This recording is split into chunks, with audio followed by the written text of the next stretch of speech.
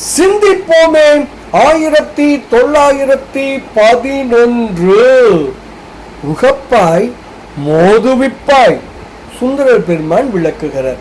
உப்பம் கழியும் இடத்தே தோன்றிய பொருட்களை எல்லாம் ஏந்தி சுற்றி சுற்றி விற்று திரிகின்ற விற்பவர்கள் நிறைந்த பெரிய தெருக்களை உடைய ஊர் திருக்கழிப்பாலை.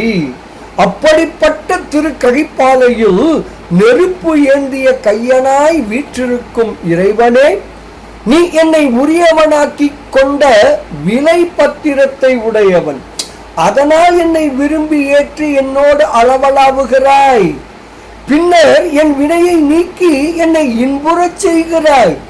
அன்றி என்னை வெகுண்டு கடும் சொற்களால் இகழினும் இகழ்வாய்.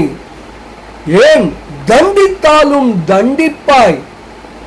உன்னை இப்படி செய்க என உனக்கு கட்டளையிடக்கூடியவர் யார்?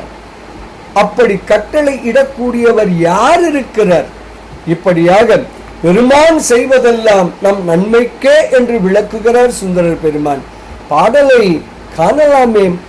ஒழிப்பாய் என் வினையை உகப்பாய், முனிந்து அருளி தெளிப்பாய், ஓதுவிப்பாய், விலை ஆவணம் உடையாய், கழிப்பால் கண்டடங்க சுழி ஏந்தும் மா மருகில் கழிப்பாலை மருவும் கனல் ஏந்து கையானே என்று சுந்தரர் பெருமான் தாம் அருளி செய்த திருப்பாட்டு எனும் 7வது திருமுறையான தேவாரத்தில் 23வது பதிகத்தில் 5வது பாடலில் மிக தெளிவாக விளக்குகிறார். கருணை உணர்வோம், மலம் நீங்குவோம், பேரானந்தத்தில் திளைப்போம் திளைப்போம் திளைப்போம்.